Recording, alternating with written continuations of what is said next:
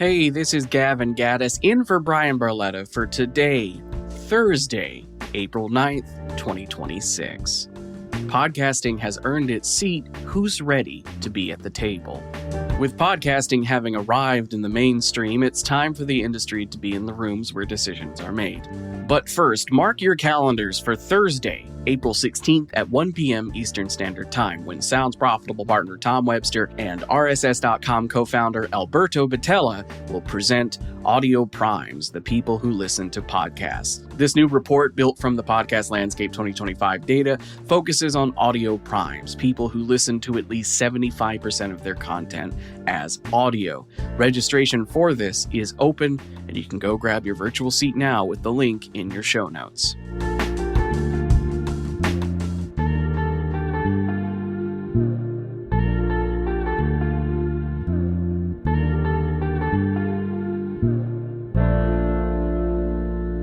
As a reminder, I'm in for Brian today, so the following is in first person from his perspective. Let's go.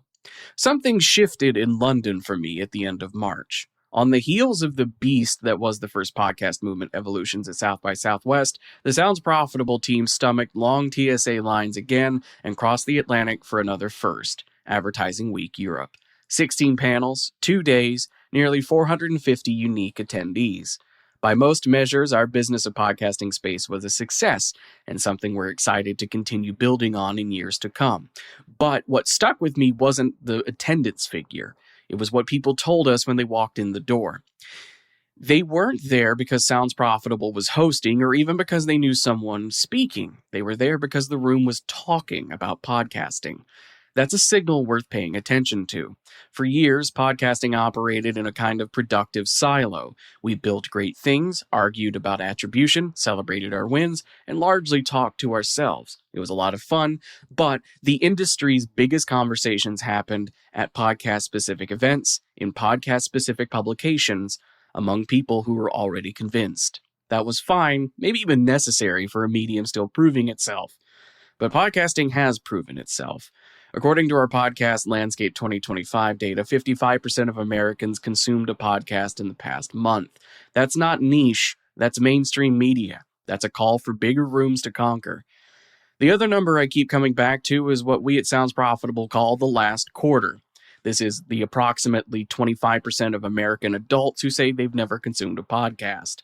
While it might be tempting to write them off and focus on the larger 75% of the pie, we don't. Why spin our wheels over a quarter of the market that's not engaged? Because when you look at the data, these aren't people who tried podcasting and walked away. They haven't rejected us. They haven't been invited in. There's a meaningful difference between a closed door and a door that's never opened.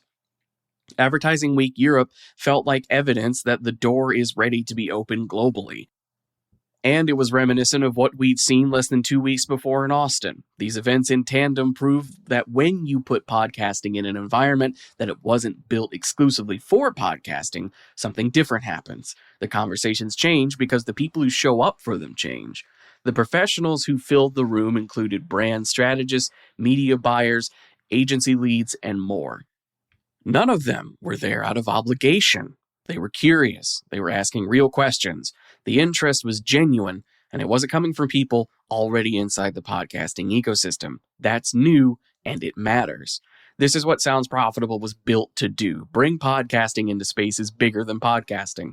Not to extract value from those rooms, but to raise the profile of the entire industry so that the writers, hosts, producers, agencies, advertisers, sales teams, ad ops teams, and companies doing serious work in the space get the recognition, the investment, and the partnerships they've earned. We've been building towards this. South by Southwest was the first proof point this year, and something clicked in London that made clear we're on the right track. Later this month, many of our partners will be attending Possible in Miami to explore deeper conversations around marketing and ad tech. In May, we're taking podcasting directly into LA's creator content conversations and attending both the Scalable Summit and the Published Press Creator Summit. We'll also be back in the UK for the podcast show London in May because showing up for our industry still matters, even as we push into bigger rooms. Immediately after, we're expanding further than we ever have at the Cannes Lions Festival with space at LBB Beach, giving our partners direct access to one of the most important stages in global advertising. The goal is consistent. Put podcasting in the room where decisions get made and conversations bigger than podcasting happen. Then make sure we show up worthy of the moment. The industry spent a long time being humble about what we've built. There's value in that. It kept us honest and kept us focused on the work.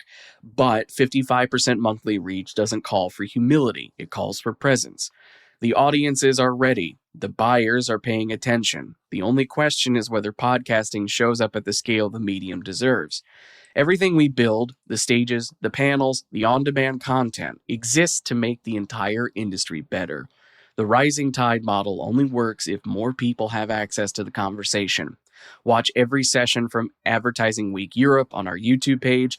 And if you want to be in the room where these conversations happen next, you can reach out to me directly, brian@soundsprofitable.com, to learn what Sounds Profitable Partnership looks like. Thanks for listening to Brian's article, Podcasting Has Earned Its Seat. Who's ready to be at the table? For Sounds Profitable, I'm Gavin Gaddis in for Brian Barletta, and we'll see you next week with another narrated article.